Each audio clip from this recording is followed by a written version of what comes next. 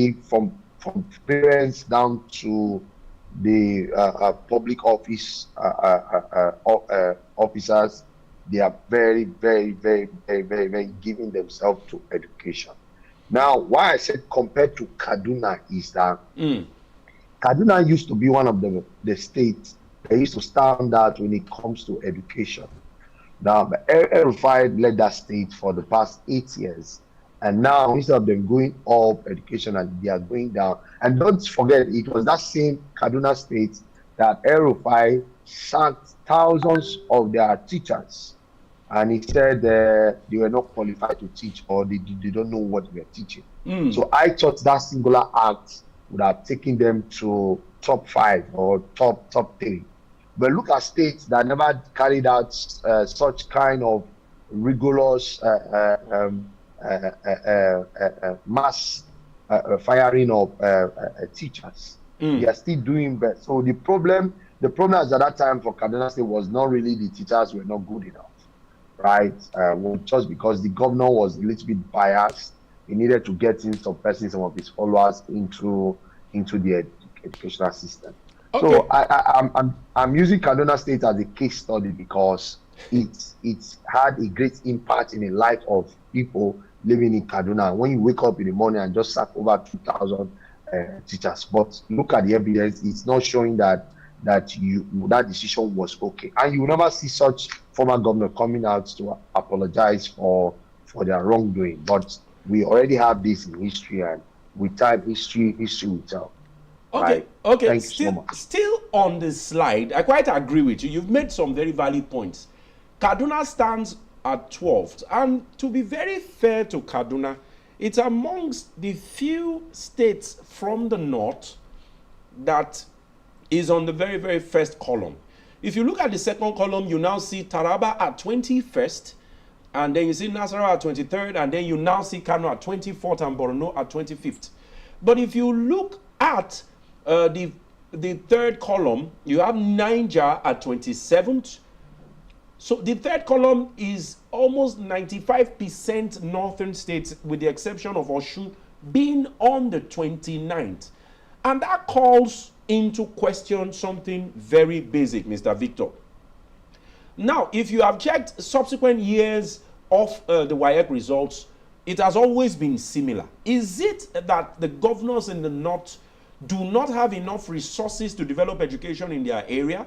Or could it be a cultural thing in the sense that maybe in the north, because of their culture and way of life, education is not even placed at priority? I just want you to have a small comment on that, and then we move on. Because if you can see from 27th down to 37th, you now see, majority of the northern states, with some sparse northern states being in the first and second column. So, like I said earlier on, states with a high level of poverty always experience low level of education, right? These indices are shown out that when people are living in poverty, they don't have that enthusiasm. They are not inspired to learn. It's somebody that I'm eating that can think about how to read and write. That's one part of it. The other part of it, like you mentioned, is culture. The standard that WAEC we use to set these rating might not be a cultural standard for the northern region. Why do I say this? Is that English and Maths happens to be one of those top composite subject for WAEC. But the people in this region, they don't speak English that much. They would rather speak their local dialect. And that's where education is going to. Education is not your ability to know how to speak English. I was going to say that, because in our local dialect, you can be educated in your local dialect. Yes, we've grown past that level. And I'm saying this so that WAEC will start looking at their curriculum. If I can solve a problem in my native dialect, I am educated. If I can communicate with people around me with my native dialect, I am educated.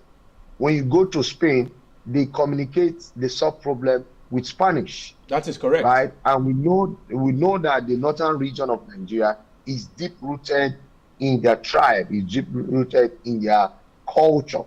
So we should look beyond using the Western culture as the base or as the standard to get the states with the highest ranking, right?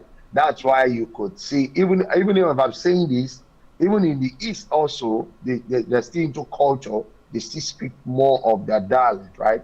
But when you get into their school, they try to make you understand that you definitely have to speak English. So, like I said, number one is poverty.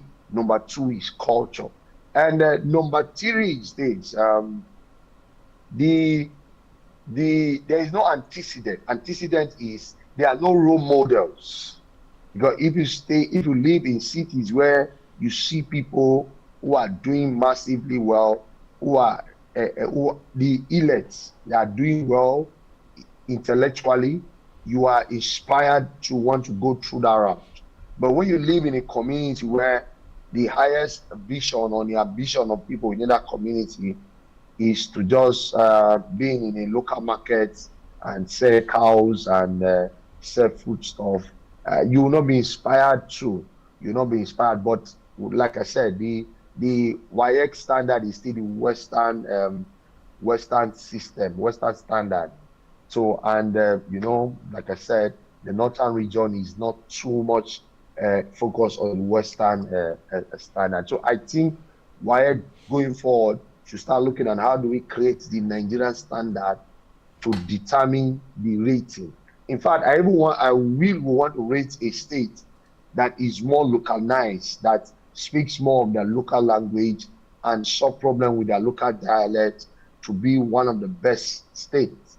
Not states that can speak more of English and may not be able to solve their local problem. And that is where I am a little bit disconnected from Nigerian way of education. Our way of education should be focused at solving Nigerian local problems. But you see, our way of education is focused towards meeting up with the Western standard. That is why we are where we are right now. You can have a university that have lasted for over 70 years and have produced a lot of electronic engineering students, and we cannot have stable power supply because our educational system is not focused at solving our problem. We are having insecurity today. We have millions of graduates roaming around the street. We have over 20 million young Nigerians who are out of job as we speak. About 8 or 7 million of them are graduates, and we are faced with local problems. Local problem like there's no food. Local problem that there's insecurity. Local problem that there are bad roads. What are these? What are our young people educated for? Like I always say, if your education cannot solve problem, you are as good as an illiterate, because an illiterate is not just somebody who cannot read and write. For me, an illiterate is somebody who cannot solve their immediate local problem. So, like I will say, why have to start using Nigerian standard? Let's not focus on the Western, because we have tried it. It's not helping us. Let's look at what states are the students able to solve their problem? What state are the students able to communicate, to develop their states? Can even apply the help agenda. The help agenda, like is housing, healthcare, human rights, and the E is for education, employment, environment. The L is for labor, living wage, leadership. The P is for power, productivity, and peace. Now, if we have our secondary school focus on the help agenda to make sure that every child, every student of that school is able to assist when it comes to living a hunger-free life, then we now know that we are focusing our educational system to solve our national problem. And I feel that's where education is going towards. If you look at a country like China educational system has been focused towards solving their national problem, and that have helped them greatly. It have helped them largely, and you see a lot of them coming out, going into tech, creating things, building a system, building machines, building all of that. And this is why China is fast developing, because they are able to teach their children to know how to solve their problem. If you go to a country like Israel, Israel today have been able to teach their children to know how to defend Israel. That's why you see Israel is one of the most powerful nation when it comes to handling of weapon and creating defense and security. So if you look at some other countries like America today, America is one country that from childhood they teach you how to believe in the American dream. The American dream is for you to know that all men are created by God and we are all equal as human beings. So that's why you find out that they always have the way of standing for the fundamental human rights, right? So we look forth in Nigeria where your educational system should be focused at bringing down poverty, should be focused at creating security, should be focused at making sure that every Nigerian is able to sustain themselves when it comes to food. That's why we say we want a Nigeria that is hunger free. We want a Nigeria where you have access to healthcare. We want a Nigeria where you have access to housing, and all of that. So we should make it a priority. Our education should focus into solving local problems. I don't think anybody would have said it better. That was a brilliant deposition, and I like the way you introduced educational level of different civilizations. You talked about China, you talked about America. The American dream, remember in their Declaration of Independence, we hold this to be self-evident that all men are born equal and everybody has inalienable rights to self-determination and aspiration. From the foundation, it has been clear that everybody is equal and everybody has rights. So I corroborate what you have said. And this is also an opportunity to charge government, not only at the federal level. We know the federal government has a lot of role to play. At the subnationals, especially the governors, to jack up the percentage of their revenue that they are putting into education. I like the fact that WAEC releases these rankings by state to show the states that are doing well and to show those ones that are lagging, behind. So this is a call to all leadership at all levels, whether local government, whether state government, whether federal government, to invest more in education. The United Nations standard for every sovereign state is at least 25 or 26% of your earnings in education. And that speaks to today when we are celebrating the average girl child. What does the average girl child need? Empowerment, education, opportunities for her to be able to realize self-actualization, to be able to aspire and all that. So that was well deposited. But Victor, let us move to our next course of this discussion. It seems that Timi Silva is back on the news. He's been sacked. The court has categorically said it. Justice Okorowo has categorically said it. Federal High Court has categorically said that constitutionally he has lost the right to contest yet again because he has contested twice. Now, if you calculate the total number of years that Timi Silva has been governor, it's not up to 8 years. But the court is saying that by constitution, if he is elected now and he does extra 4, that means above 8. And that is why he has been disqualified. I want you to say something about that, because a lot of people have yet again started with these criticisms that why do some people feel that our common patrimony and the positions in leadership at federal and at subnational level, some people feel is their personal property. They feel entitled. Because yet again, if they follow up and the Supreme Court now says that Timi Silva is not qualified, it means that APC yet again will be denied an opportunity to feature in the Bayelsa polls. Remember what happened to David Leon not too long ago, that happened to his deputy governor, and he was disqualified because of the joint ticket. Well, the Nigerian judiciary system, when it comes to election matters, has been bastardized, has been uh, permitting to use the word corrupt by the politicians. Just like you said, he has only led for 4 years, an additional 1 year. It was the same Supreme Court that removed him after a year of being a governor. So I think the best judgment would have been, okay, you can go, but maybe you might not have to do 4 years. If you win, you can only run 3 years. Your deputy will complete 1 year. Sorry to interrupt you there, but that statement you've made is not a part of our constitution. It's completely alien. That's what Justice Okorowo is arguing, that the constitution provides 4 years for a tenure. So a justice cannot say outside the constitution, okay, you do 3 years to complete your 8 years and let the deputy continue. Do you understand what I'm saying? No. Yes. So this is where I'm going to.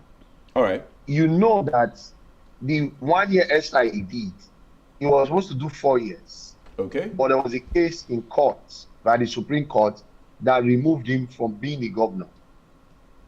Yes, after about a year or thereabout. Yes, it's about a year. Then he now came back and served another 5 years.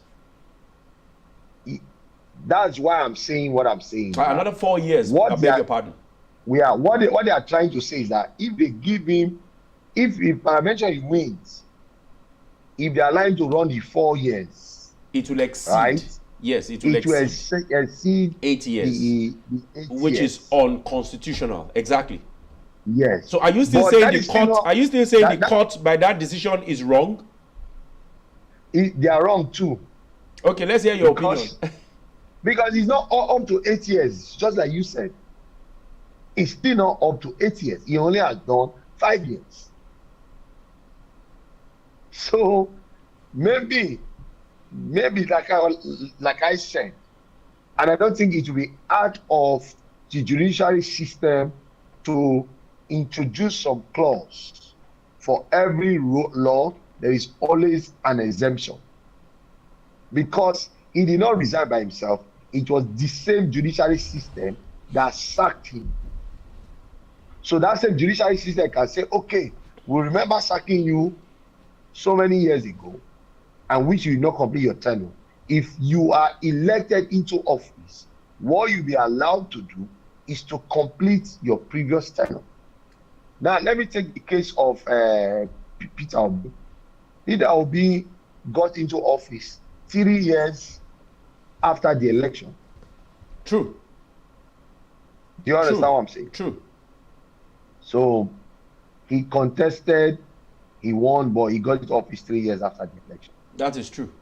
So at some point, they wanted him to just do 1 year, saying he was coming to office to finish that tenure. He had to go to court again. Court now said no. He is going to start his own fresh tenure for 4 years. Now, if you check that law now, that judgment, it is not written in our constitution. Exactly. It's not there in our constitution. My point exactly. But, but because the court still have that jurisdiction to interject or introduce, but still within the perimeter. He did not say you can do more than 4 years, right? The court only said, okay, you can fulfill your mandate of 4 years. And that's what I'm saying. The court can still tell Timi Silva that you can complete your mandate of 4 years by doing 3 years if you end up becoming the winner. And he's not out of the constitutional perimeter. That will now be left for the party to decide if they want to allow him to do 3 years and let his deputy. That's the reason why you have a deputy. There is the reason why the office of the deputy governor is put there. That in case there's an issue, whether natural issue by health challenge or judiciary issue by maybe indictment or something that would take away the governor, the deputy can come in as an acting governor. Okay, Mr. Victor, I kind of follow your point, but let me introduce another angle to it. Because yet again, on social media, where people are free to express their opinions, there are other developments that, hey, Timmy Silva has done some years before the court sacked him, and then got back and did the 4 straight years, has left, has served as junior minister of petroleum resources. Is he the only one in the party? Remember, David Leon at some point won, but the courts yet again sacked him and his deputy based on the fact that the deputy had disparities in names as per academic records, or certificates or some kind of identity issues, and David Leon had to, step back for Mr. Doyediri to become the governor of Bayelsa. So the question now is, people are saying, must it be Timipre Silva? Can't other people rise up from the party to also, have the opportunity to take a shot at the governorship? I quite understand your position from the judiciary, but let us look at it, in a very more broad spectrum. Because if Timipre Silva goes with the party to court and Supreme Court pronounces that he is not qualified, it means APC will lose the position. So people are advising that right now they should rally around and get maybe a runner-up to represent the APC so that they will not suffer loss again like they did in the last election. Yes, let's have your comments, Victor. So let's look at it from the political party. That all this decision you're talking about is the decision of the political party. Like I will always say to you, APC is not a political party. It's a gathering of corrupt leaders who have decided to feast on the resources of the people. And the PDP is not? I see no reason. We're not talking about PDP here. We're talking about APC question. No, are you saying the PDP is not also a gathering of corrupt leaders, according to your assessment? No, we're not talking about PDP. We're talking about APC. Okay, Mr. Victor. No, because I see no reason why they have made it almost like mandatory that Sylvia will come back to be their governor. There are better people who can lead Bayelsa. Better. In fact, if you even ask me for the past 5 years, the previous 5 years that he led the state, there is really nothing to write about Bayelsa. There is really nothing to write about Bayelsa. But like I said, that's the core of the party. And APC will always be APC. APC will always want to pick somebody that can help them to rig an election, somebody that can help them to embezzle the resources of the people. So these are the two conditions that APC use to pick their candidates. How best can you rig an election, and how best can you make money out of your office? If you are that person, they are going to pick you. They are not bothered about leadership. They are not bothered about development, right? So that is the standard of APC. Corruption, how corrupt you are to rig an election, or how you're able to turn your state treasure into their union or their gang. But like I said, it is left for their party, APC, to decide who becomes their candidate. They can go to court. Timmy Silva can go to court, can do whatever he wants to do to make sure that they give him his mandate, right? It's still within the perimeter of the political party to determine that. Because political parties sometimes, especially APC, might not want somebody else to come for those two reasons I just told you.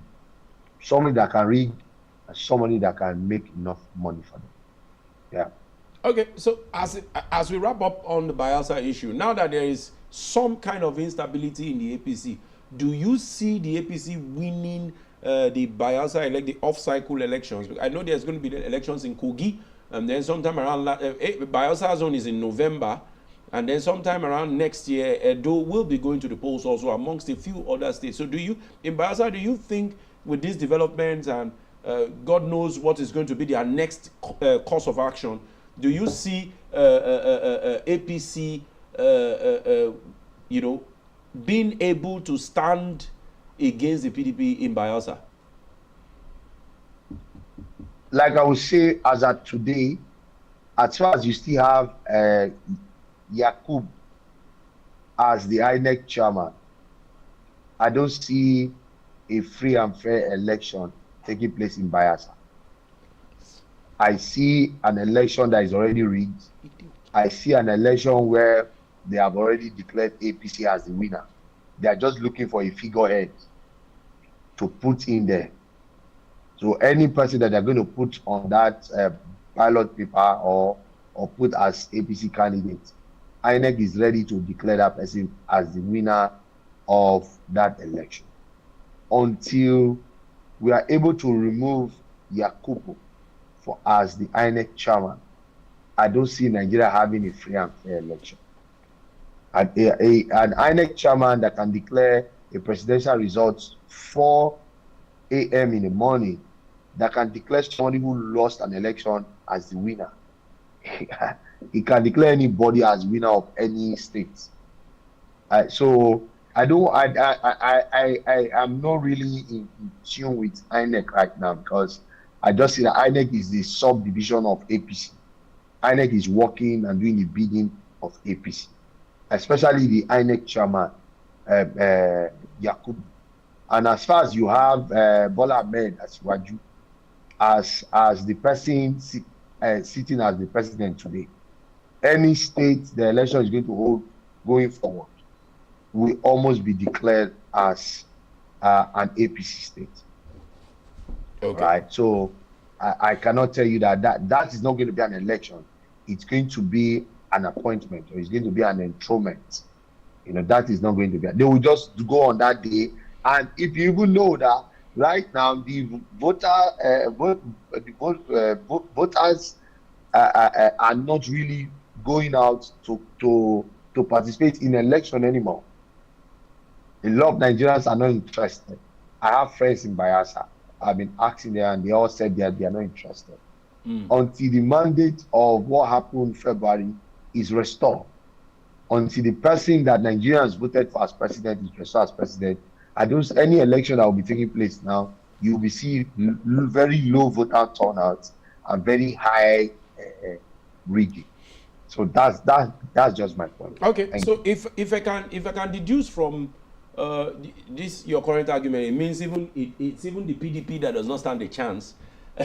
The instability or the seeming conundrum within the APC in Bayelsa may not even be a factor, because according to you, the powers that be wishes that the next leader of oil-rich Bayelsa will come from the APC. But that being said, let us move to the final development as we begin to wrap up on the show. Now, the Senate has mandated its committee on petroleum resources, upstream, downstream, gas, and host communities in Niger Delta to conduct some kind of investigation on the issue of oil theft. Now, let us speak to the happenings in the Niger Delta, because I could remember some few months ago, almost a year or slightly above a year, there were huge discoveries of major stealings, and then Nigerians now began to see that the people who are even doing bunkerings and stealing in small quantities are not the actual stealers of our common patrimony, that people do it in millions of liters and hundreds of thousands of barrels in ship vessels. And as at then, it was still during the administration of President Muhammadu Buhari. And the government as at then did not even, could not even say, okay, hey, we found those people doing it. They couldn't give anything definite. I wanted to speak to the situation of oil theft. So, as of today, our armed forces within the military and the naval police and the Navy have been given that responsibility to secure our crude oil, drilling of the crude oil. My brother, nobody can steal crude oil without those in power. You need a vessel. One vessel, you know how big a vessel look. You know how big. You cannot hide the vessel. For any vessel that is within Nigerian waterways, the Nigerian government, they are aware. And you cannot just be, your vessel cannot just be on Nigerian waterways. You must state the purpose why you are on the waterway. So if we say they are stealing crude oil, and the Senate is asking the system to investigate itself, it's only in Nigeria you ask the police to investigate get the police. No, but at this, if you want to do at this point, it is the National Assembly that is trying to organize an investigation, not the executives. Remember, the accusation has been that the executive of the federal government, as at the last administration, there is no way they will not have an idea or know exactly what is going on with the massive oil theft. But here is the legislature saying, let us try and investigate this as it affects the Niger Delta. Yes, Victor. Who will they send to go and do the investigation? It's still the armed forces now. Who is in charge of the armed forces of today? It's still the executives. So what they are just trying to do, they are just trying to do what you call eye service. None of those House of Rep member or the senator can go to the creek, can go to where they drill oil. Is the information the armed forces will give to them that they will not use to work. If they are truly interested in doing the investigation, number one, they could hire foreign machinery that doesn't work with Nigerian armed forces to say, come and investigate. There are organizations globally that their work is to investigate a matter. But they will never do that. Now, at the end of the day, what you're going to hear is that we have spent billions of dollars to carry out this investigation. So, I mean, some of these are Nigerian news sound more like a joke. How can a senator say he wants to investigate our crude oil deal? That is something that NNPC, they should call NNPC. NNPC is supposed to be reporting to them every month or daily. That is something that NNPC, that is part of the responsibility of NNPC to report what is happening within our petroleum sector. That's their job. So, but it's like I said, Nigerian executive, the politicians, have been able to take over almost all the sector.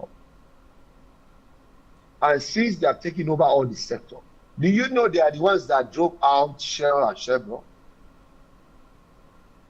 It's same politics. Same politics.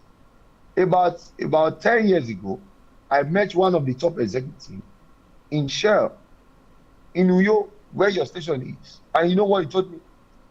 He said the pipe that Nigerians use to send crude oil into vessel is only one person that can come and tell you how many liters of crude oil passes through that pipe. So if the person come and tell you it's 2 million barrels, you will accept. You are not there to confirm. If the person has loaded a vessel with 10 million barrels and comes and writes to government, it was 2 million barrels that was due. That's what the government will announce. But I'm saying, can't we have these things being digitalized? Can't we digitalize this whole process whereby everybody can know what is going on within the petroleum sector, from the downstream to those who are drilling our crude oil? Can't we have some level of transparency? Can't we have some international investigators who will come and do proper forensic investigation and give us and assess what we have on ground? As that today, we as Nigerians, we don't trust our politicians. We don't even trust whatever they are saying. We don't trust NNPC anymore. NNPC is now working, as we all know, that the sold is now like a private company. NNPC is now working for the politicians. NNPC used to be a company that works for the people, but we don't even know what is going on. We just hear news, and the news that we are hearing is totally different from what we know. We have naval police, we have the military that is supposed to be securing our pipeline, but now we are not being told that most of the filling stations that you have are owned by officers of the military. Former Rivers State Governor came and told us that the people who are doing bunkering are inspectors of police.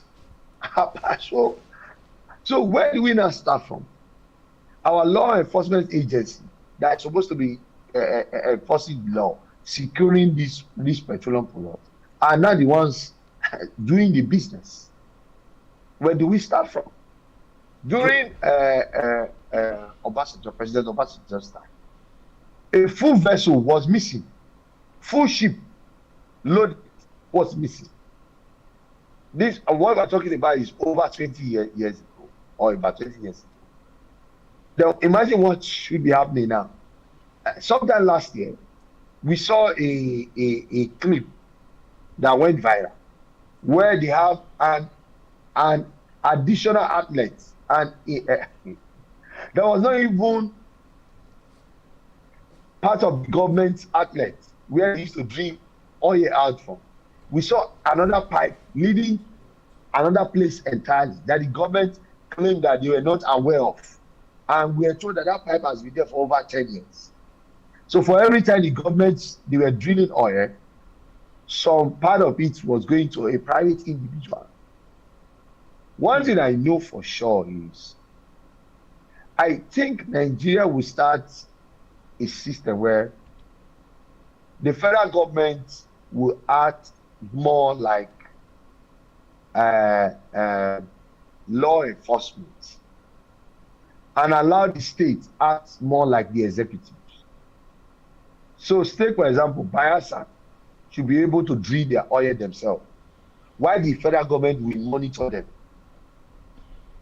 Okay, that has been proposed. In that way, you can get it well.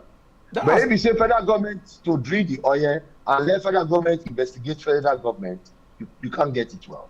Anyway, some few years ago, I think under the Goodluck administration, that was proposed by late Toronto Douglas when he was talking about 50% resource control. If you had followed it, that was after it was after that Goodluck Jonathan organized the confab, and then there were reports, hundreds of pages of reports, which successive administrations have not used today.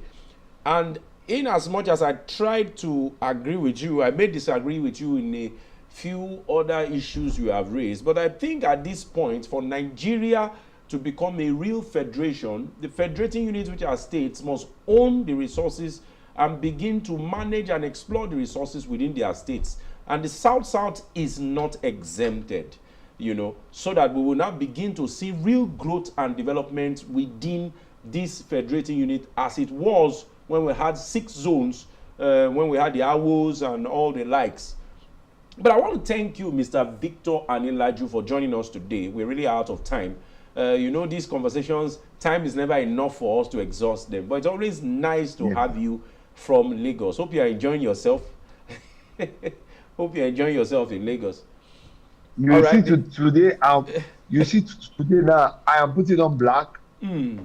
because we are mourning the death of the economy in Lagos. Oh, Lagos economy is our dying. due condolence from here. You're saying it as if it doesn't affect us. We are all in Nigeria. Mr. Victor, thank you so much for being a part of the show. This is where we leave it.